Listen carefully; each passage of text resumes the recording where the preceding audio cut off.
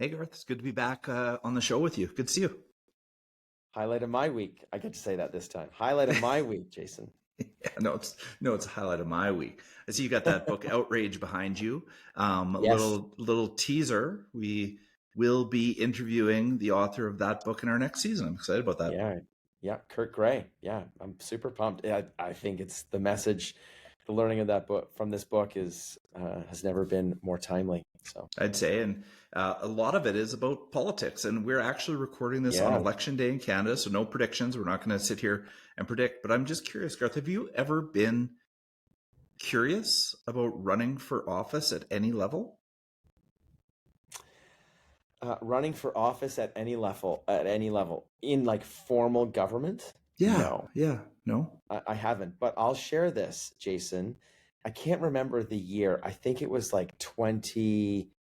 Oh geez, I don't know, 2008 or something like that. And I got a message, like a summons in the mail, and it said, "You have been selected at random to take part in the provincial elections assembly, the Citizens Assembly for Electoral Reform. Check this box and mail it back in if you're interested." So I did that. About a month later, got another one, checked that box again, then got a message saying, "If you continue to be interested, please show up at 8 o'clock on Saturday morning at this hotel convention room for more information and to see if you'd be selected." And Jason, I checked that box. I showed up on a rainy Saturday morning, like middle of the summer. My professor from Queen's University, politics professor from Queen's University, Dr. Jonathan Rose, was there. He was leading the whole thing. Hmm. I went up, I introduced myself. I eventually got selected to represent my riding. At the time, it was Trinity Spadina. And for a year, every other weekend, I was at just at a Holiday Inn at the Yorkdale Mall with 107 other representatives from all the different ridings in Ontario, studying election systems, and then ultimately proposing an electoral reform. So I haven't been interested in running for a position. I have always been interested in democracy, the systems of it, how systems and eventually structure our democracy. And I have a lot of respect and a lot of, interest in watching what is going to happen today, and a lot of respect for the people who put their names forward today. Very cool. Very cool. I joke with everybody that I'm the mayor of Safeway because there's a Safeway right by our school, and that's where everybody shops. And the people at the till think I'm somebody really special because I tend to know a lot of Yeah. people in there. So that's the highest office I've ever held. But today's Is it the highest episode one is you with Dr. aspire to, Katrina Jason? Samson. No, Do no, you no, have no. That's the one interest? I've held. No, I don't. I have no Okay. interest. Okay. But Okay. today's episode is with Dr. Katrina Samson, and we talk about leading by example. We also talk a little bit about the election, but not in a way that you would You probably think? expect. Yeah. And we talk about hopefulness, and we talk about authenticity and vulnerability and hard work and all of the things that go into extraordinary leadership. I think our listeners are going to love this conversation. Yeah, I work with Katrina almost every day here at Havergal College, and stick around because there's a bit of an outro for you as well. So happy Election Day, April 28th here in Canada. Enjoy the episode, listeners. Enjoy the show. With Garth and Jason, we dive right in, breaking down Ted's world. Let's begin from AFC, Richmond's field to your day to day. Lassoing leadership's here to stay. Keep leading the lasso way. Together we'll grow stronger every day. So plug in your headphones and let's start the show. With lessons from Ted, we'll learn and grow. Hey there, Lasso fans and leadership learners. Welcome back to Lassoing Leadership, the podcast where we explore what it means to lead with kindness, courage, and a touch of the Ted Lasso charm. I'm Garth Nichols, and as always, I'm joined by my co-host, Jason Rogers. Great to be here, Garth. Thanks for setting this up. I'm very excited about today's episode. This is the second episode where we're exploring the theme of leading by example. Last episode, we talked about how important it is in this theme because it draws together all the 9 other themes that we've talked about throughout the course of this season. Yeah, and today we are thoroughly thrilled to have a special guest, Dr. Katrina Samson, principal of Havergal College, who I've had the privilege of working with for 4 years now. I have a deep respect and admiration for her leadership style, and I'm so looking forward to our time with her today. Yeah, and I've gotten to know Katrina in the capacity of case school heads over the last number of years. And Katrina, you and I have been able to hang out together at the Heads and Chairs conference. And every time I'm with you, I'm just inspired by your vision for your school and your leadership. And it's a real treat and treasure to be able to be here with you today. And I can't wait to hear about more how you lead by example in your community and throughout your leadership. So thanks for joining us. Awesome. Thanks. Yeah. So welcome. I'm going to give you a bit of an intro, and then I'm going to turn over to you, Katrina. So Dr. Samson has amazing insights on leadership, especially the emphasis of leading by example, which is why we've brought her in today. As I said, I've worked with Katrina for quite some time, and I know that she is a devoted partner, a mother to 4 children, and 1 dog, Jerry. She has a storied career at Appleby College, where she started her teaching career and then moved, like you, Jason, into a position of senior leadership, being the head of school at Appleby College in Oakville. And then 4 years ago, moved to Havergal College. She's a leader within the CASE community, the Independent Schools of Canada. She's an activist for women in leadership.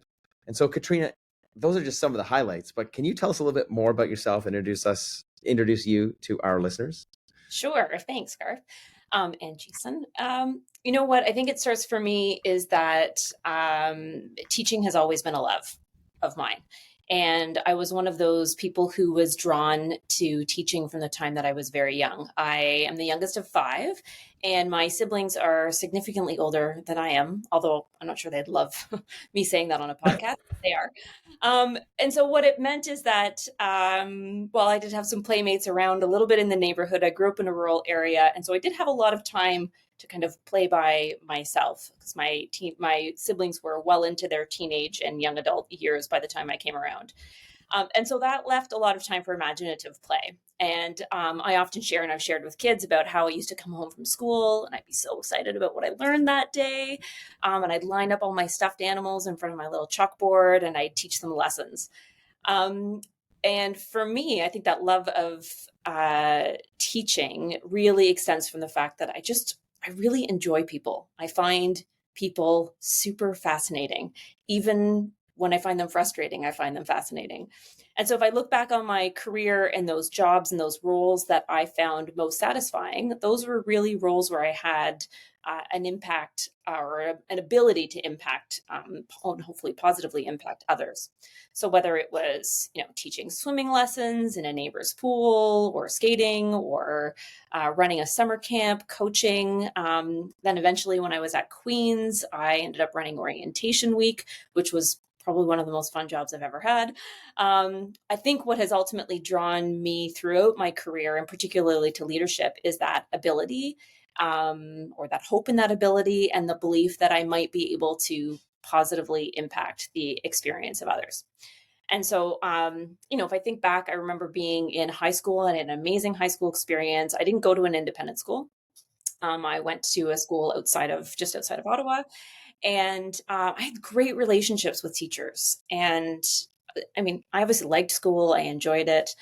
But I had really, really great relationships with teachers, particularly in sort of grade 12 and OEC or 13. And I remember thinking to myself, man, what a fun job that these guys have. Like, they just get to be around the excitement and the energy of youth. And when I look back at that, I think that's what kind of drew me into teaching and ultimately into leadership. And I can see the allure, right, throughout my career of working with young people and in positions of leadership, because you're surrounded with people who are hopeful. And Garth, you know me, I'm an optimist at heart, but I'm really drawn to people who are hopeful. And so if I look back at some of my formative leadership experiences, the idea and the ability to craft a team, to design a program, and that's what's kind of drawn me, I think, throughout my career. And what continues to draw me both in my personal life is just connecting and being with other people. And then I think the idea of also being able to identify talent, right? And it's not that everybody necessarily can't do that, but I do think that there's something that I've been able to see in other people where I can identify talent and get those really talented people in front of people to create the magic. So that's, I think, what's been a big draw for me. That ultimately led me to my PhD studies, which were studying succession planning, particularly at independent schools. And that idea of like, how can we find more people, and in my case, particularly women, who are excited about that idea of crafting experience, and how do we create more leaders in our school? I think we have such an incredible opportunity at an independent school to be able to shift practice and shift policy in a way that our counterparts in public schools don't have. And so I think we have a calling as independent schools to be able to do good and use that flexibility. And we're private schools with a public purpose, so to speak. And so that's a little bit about kind of, I think, what drives me in my career, and I think what has driven me to leadership. Katrina, Listen, can you talk a little bit more about your work with women in leadership within CIS Ontario and CASE as well? Yeah, sure. I had the opportunity to sit in, when I was doing my CASE LI work, in Martha Perry's session that she ran for many years, I think, on women in leadership. And I mean, Martha's this, incredible and insightful leader. But one of the things that I think drew me into wanting to sort of influence in that space was the fact that my own career trajectory at Appleby in particular was unique in so much that I kind of moved into positions of leadership very early in my career. And it wasn't actually till I kind of got out of that bubble a little bit that I realized how unique that was, and that wasn't the experience of most leaders, and certainly most women in leadership. I worked for a very progressive principal at that time, Guy McLean, who didn't get kind of caught up in terms of where people were at their career. He liked to identify people that I think would work hard and pursue.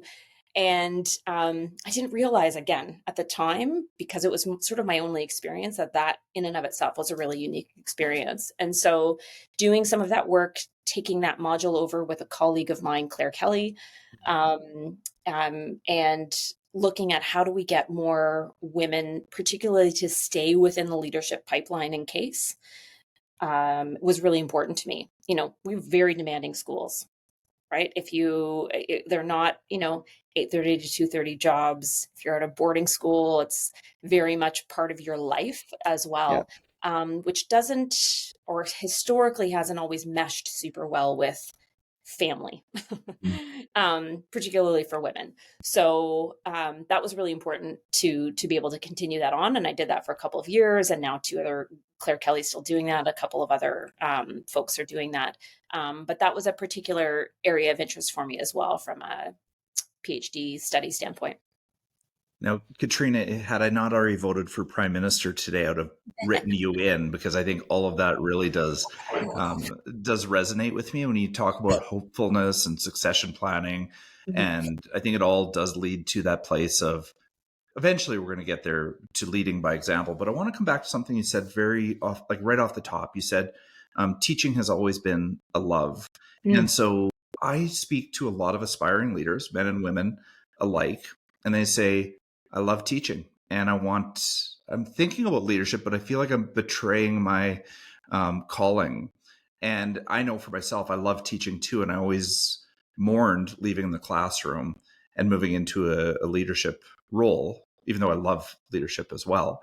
How would you talk to somebody who's contemplating leaving the classroom, the place that they love, and, thinking about moving into a leadership role in one of our organizations? Yeah, I hear that a lot too, for sure. Again, going back to that experience, was very lucky in that right up until actually I left Appleby in that head of school role. I still taught one class. Our schedule allowed for that. Oh, nice. And I had worked for, again, that was a big philosophy of the principal at the time, who really believed that, that educational leaders needed to be able, as much as they could, keep a foot in the classroom, so to speak.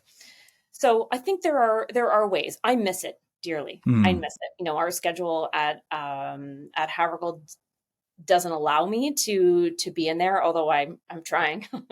But I think there are ways to stay connected, right? Garth coaches basketball and softball, right? As a school leader, being able to stay connected. But you do have to take that into consideration, right? The kind of further up the leadership ladder you go in schools, traditionally, the farther away you get from kids, right? And so I think the satisfaction, though, comes from the ability to sort of orchestrate and influence who are those people who are in front of kids. So Right. you can still have that impact. It's just not in the same way that you're a classroom teacher, but you do have to give some thought and then some consideration. For me, one of my philosophies around educational leadership, particularly for teachers who are coming, from an academic teaching career background, is that first and foremost, you have to be an exceptional teacher in the classroom. Because that's where you get so much influence in terms of peer-to-peer influence, right? Being known as a teacher who focuses on the craft, really is genuinely invested in student success. If those values and those practices carry through with you to your leadership level, those are going to be the pieces that influence the decisions I think you make as a leader. I think those words are going to be really affirming for a lot of our listeners, because it's a conversation that keeps coming up. And I think you've really articulated quite nicely, Katrina. So thank you for that. So, and I think it does lead us to the topic of the day, which is leading by example. So tell us a little bit more about your philosophy on leading by example, and how does it shape your approach to your work at Havergal? Yeah.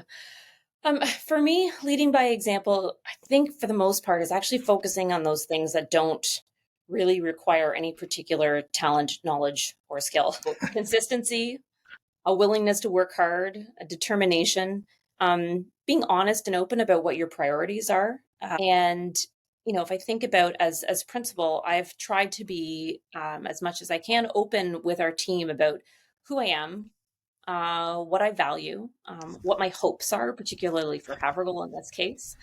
I try to acknowledge when things go wrong or when something happens that causes us to veer off track or have to pause. And, of course, to illustrate that I am, I'm willing to work hard. And when I arrived, and still, because I'm only 4 years into this, to this community and this role here, but is really taking some time to try to understand and learn about what has made this community so unique and so special and so successful for the last 130 years, right? It's a big weight to bear sometimes when you think you're coming into an institution with 130 years of history. You're like, man, I hope I'm not going to be the one that screws it all up. I try not to think about that too often because it can be a bit paralyzing.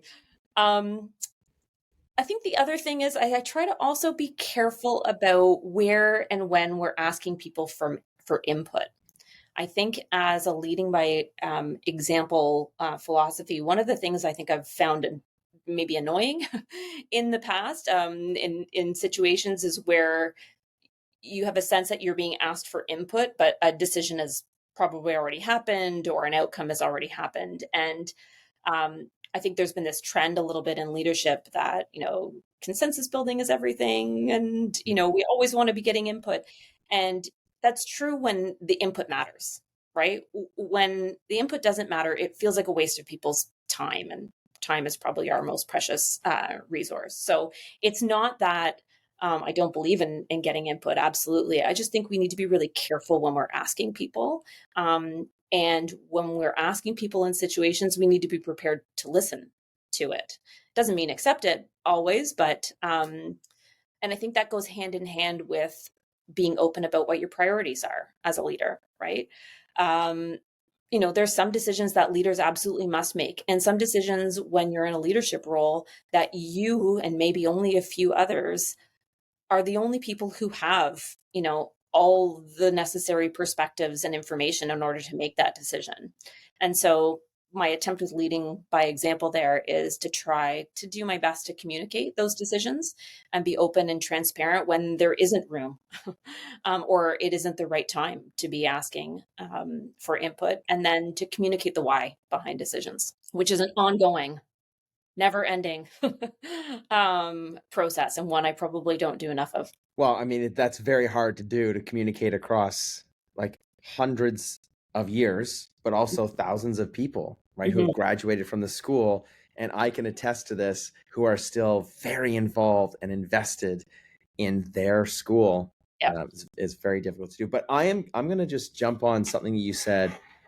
You had mentioned that part of being, leading by example is being honest and, aware, like transparent as possible. So one of the characteristics of your leadership style, Katrina, that I truly admire, working with you over the last 4 years, is that you are honest.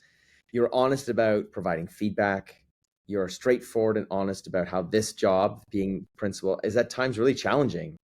And you're honest about yourself too, which I love.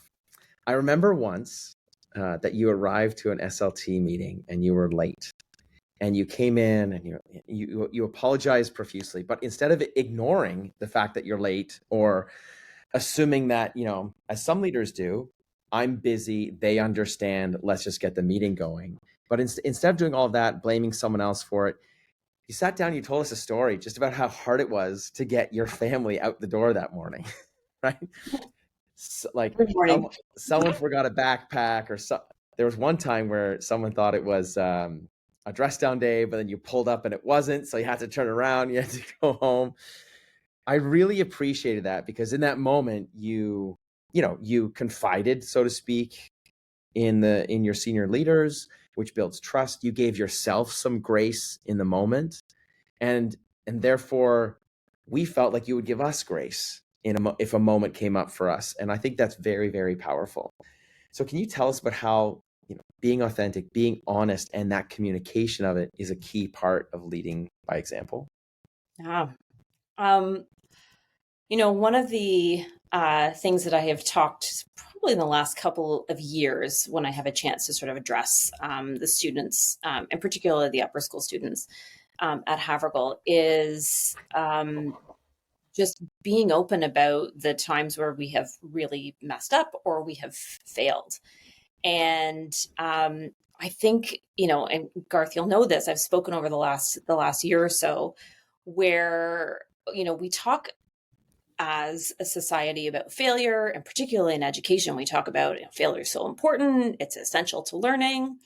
And yet when you look overall about in the context of how we talk about failure or mess ups in society, if you think about some of those great shining examples, you hear Michael Jordan, yes, he got cut from his JV team, J.K. Rowling, was rejected from, 30 plus publishers or something with Harry Potter. But we talk about it in the context of their like astronomical success, right?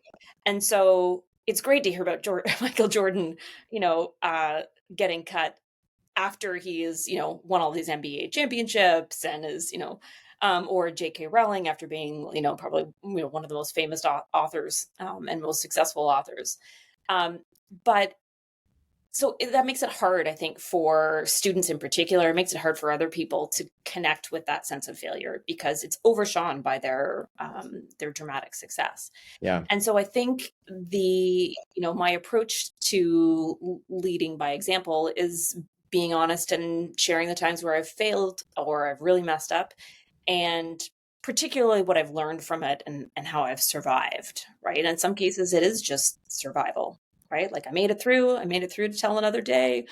And so the other thing that's really struck me actually, particularly about being at a girls' school, is that I think a lot of young women put a lot of pressure on themselves to look like they've got it all together all the time. And, I'm often struck by the number of times I have conversations with young women who are upset because they think everybody else has it together. And I'm sure the same is for young men as well, but I just see it in this context. And they're like, it's so much easier for everybody else. Everybody has it together. They've made this team or they get this mark on a test and their family is perfect or whatever it is that they're thinking.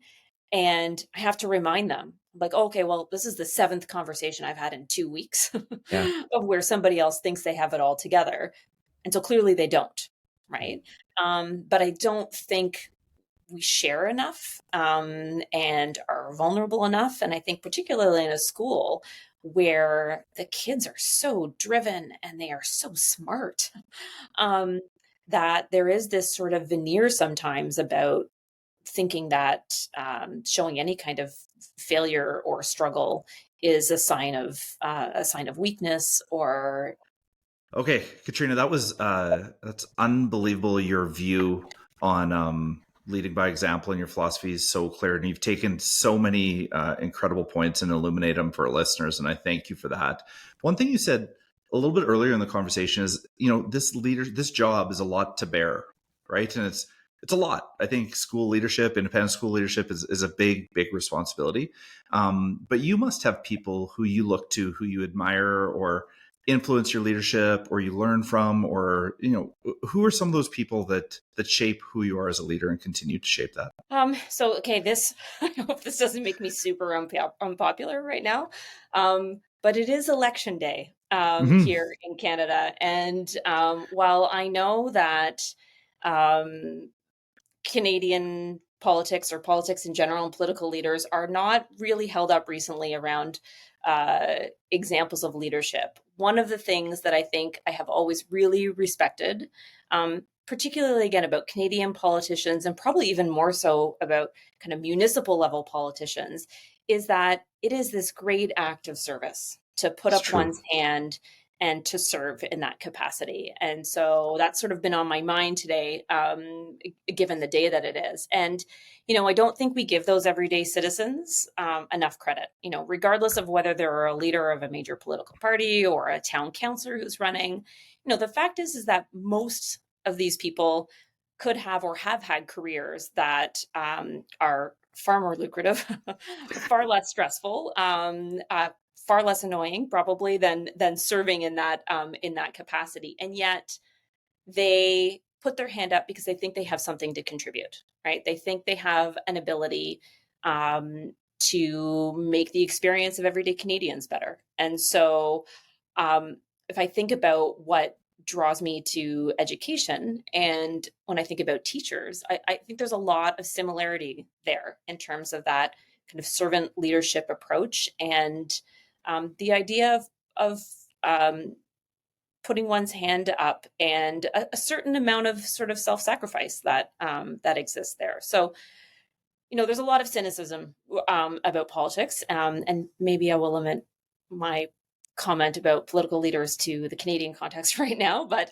I do think that those people that put their hand up, whether or not I agree with their positions or their ideology, are to be respected, and I admire the fact that they do that. Katrina, Sorry. No, I'm just glad you said that, because I actually think about them all the time, and I totally agree that there has to be an element of hopefulness, like you said earlier, if you are going to get into politics, because it's certainly not for the money, and it's not for the ease of the job. And so I think that's a really kind and generous offer that you've put out to those folks who are volunteering to serve. I say volunteering to serve our world. Yeah, absolutely. And if I have to think about a couple of specific leaders, very lucky that my parents in their 80s and my in-laws, who are also in their 80s, are still with us and active. And they're actually the example of 4 people who I just think are incredible leaders. They come from this period of time in which quiet leadership, community support, just seems to be built into their DNA.